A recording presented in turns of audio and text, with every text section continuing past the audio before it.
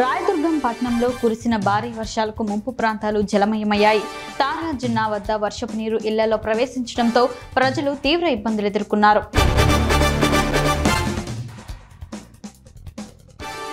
నంద్యాల జిల్లా శ్రీశైలంలో భారీ వర్షం కురిసింది. దీంతో శ్రీశైలం జలాశయం వద్ద కొండ చర్యలు విరిగిపడ్డాయి. రాత్రి సమయానికి వాహనాల రాకపోకలు లేకపోవడంతో పెను ప్రమాదం తప్పింది. ఎస్సీ వర్గీకరణ తీర్పుకు వ్యతిరేకంగా మాల మహానాడు రాష్ట్ర కార్యదర్శి ఎన్ఆర్ అశోక్ ఆధ్వర్యంలో చిత్తూరు జిల్లా పుంగనూరు పట్టణంలో నిరసన బంద్ కార్యక్రమం చేపట్టారు. వర్గీకరణ వద్దు, జై అంబేద్కర్ అంటూ నినాదాలు చేశారు. అద్దంకి మండలం అద్దంకి పట్టణంలో మాల మహానాడు ఆధ్వర్యంలో ఎస్సీ వర్గీకరణకు వ్యతిరేకంగా చేపట్టిన భారత్ బంద్ విజయవంతమైంది.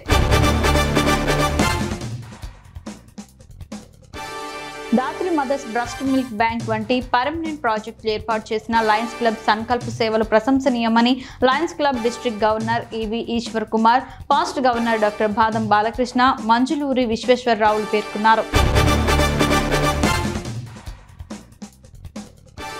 మామిడికుదురు మండలం పాసర్లపూడి కొండాలమ్మ చింత సెంటర్లో చినుకు పడితే 216వ నంబర్ జాతీయ రహదారి కాలువను తలపిస్తుంది. 2 రోజులుగా కురిసిన వర్షానికి సుమారు 200 మీటర్ల మేర భారీగా వర్షపు నీరు నిలిచిపోయింది. గజపతి నగరం పోలీస్ స్టేషన్లో ఎస్ఐగా కె లక్ష్మణరావు బాధ్యతలు చేపట్టారు. లక్ష్మణరావు ఇంతవరకు బొండపల్లి ఎస్ఐగా బాధ్యతలు నిర్వహించి బదిలీపై ఇక్కడికి వచ్చారు. పశ్చిమ బెంగాల్లో ఆర్జికర్ ఆసుపత్రిలో జూనియర్ డాక్టర్ హత్య చేసిన నిందితులను కఠినంగా శిక్షించాలని సిఐటియు జిల్లా ప్రధాన కార్యదర్శి పి తేజేశ్వరరావు డిమాండ్ చేశారు.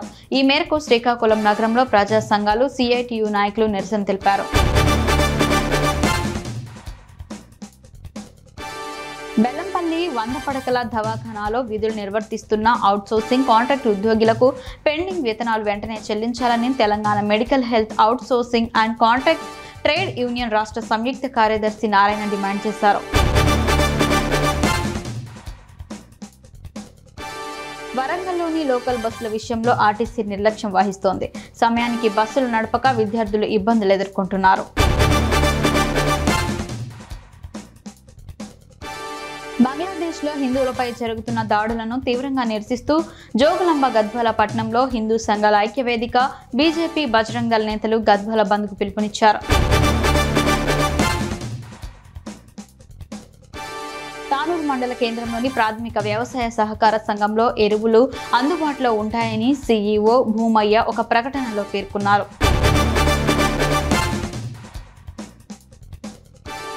ఎగువ మహారాష్ట్ర పరిసర ప్రాంతాల్లో కురుస్తున్న వర్షాలకు బైంసా గడ్డినవాగు ప్రాజెక్టుకు వరద కొనసాగుతోంది. గడిచిన 24 గంటల్లో 100 క్యూసెక్ల వరద నీరు ప్రాజెక్టులోకి చేరినట్లు అధికారులు తెలిపారు. ప్రాజెక్టు పూర్తి స్థాయి నీటి మట్టం 358.70 మీటర్లు కాగా ప్రస్తుత నీటి మట్టం 357.40 మీటర్లుగా ఉందని పేర్కొన్నారు. మిషన్ భగీరథకు 20 క్యూసెక్ల నీరు వదిలినట్లు తెలిపారు.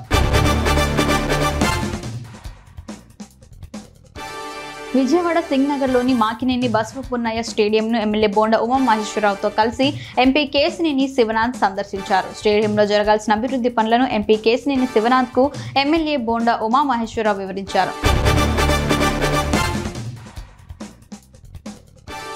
విషాహారం తిని తీవ్ర అస్వస్థతకు గురై నర్సీపట్నం ఏరియా ఆసుపత్రిలో చికిత్స పొందుతున్న విద్యార్థులను అనకాపల్లి జిల్లా బీజేపీ అధ్యక్షుడు ద్వారపూడి పరమేశ్వరరావు పరామర్శించారు.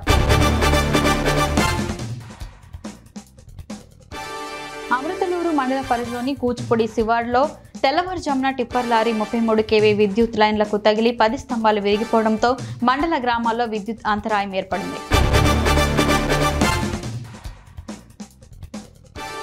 నర్సాపురం స్టీమర్ రోడ్లో వాణి కోఆపరేటివ్ అర్బన్ బ్యాంక్ లిమిటెడ్ నూతన బ్రాంచ్ ని నర్సాపురం ఎమ్మెల్యే బొమ్మడి నాయకర్తో కలిసి రాష్ట్ర జలవనరుల శాఖ మంత్రి నిమ్మల రామానాయుడు ప్రారంభించారు.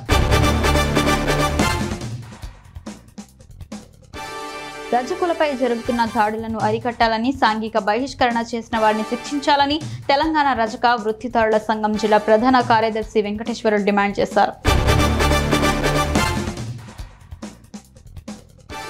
కోల్కతాలో వైద్య విద్యార్థిని హత్యకు నిరసనగా ఖైరతాబాద్ నియోజకవర్గంలోని లకడీకాపుల్ నీలోఫర్ హాస్పిటల్లో వైద్య విద్యార్థులు నిరసన కార్యక్రమం నిర్వహించారు. వైద్యులపై దాడి చేసిన వారిని కఠినంగా శిక్షించాలన్నారు. ఎస్సీ వర్గీకరణపై సుప్రీంకోర్టు ఇచ్చిన తీర్పు పునరాలోచించాలని ముసునూరు మండలం మహిళా వైసీపీ నాయకురాలు స్వరూపరాణి అన్నారు. నూజివీడు పట్టణంలో ఎస్సీ వర్గీకరణకు వ్యతిరేకంగా మాల మహానాడు ఆధ్వర్యంలో ఆందోళన చేశారు. రుణమాఫీ సమస్యపై బీఆర్ఎస్ పార్టీ వర్కింగ్ ప్రెసిడెంట్ మాజీ మంత్రి కేటీఆర్ ఈ నెల 22న ఇచ్చిన పిలుపు మేరకు ధర్నాను జయప్రదం చేయాలని బోధ్ ఎమ్మెల్యే అనిల్ జాదవ్ కోరారు. ఇచ్చాడలోని అంబేద్కర్ చౌక్లో 22న రైతు రుణమాఫీ, రైతు భరోసాపై ధర్నా కార్యక్రమం ఉంటుందన్నారు. పదోన్నతులు కల్పించాలని డిమాండ్ చేస్తూ విద్యుత్ ఎలక్ట్రిసిటీ ఎంప్లాయీస్ 1104 ఆధ్వర్యంలో ఎస్సీ కార్యాలయం ముందు ధర్నా నిర్వహించారు. అన్నం పెట్టే రైతుకు కాంగ్రెస్ ప్రభుత్వం సున్నం పెడుతోందని మాజీ మంత్రి జోగు రామన్న అన్నారు. ఆదిలాబాద్లోని బీఆర్ఎస్ కార్యాలయంలో ఆయన మీడియాతో మాట్లాడారు.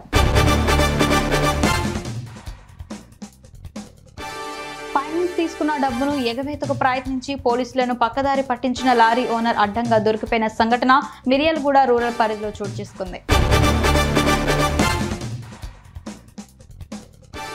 తనను నమ్మి ఓటేసి గెలిపించిన కార్యకర్తల కోసం, ప్రజల కోసం ఎంత దూరమైనా వెళ్తానని, కార్యకర్తలు జోలికి వస్తే తగ్గేదేలే అని గోపాలపురం ఎమ్మెల్యే మద్దిపాటి వెంకటరాజ్ అన్నారు.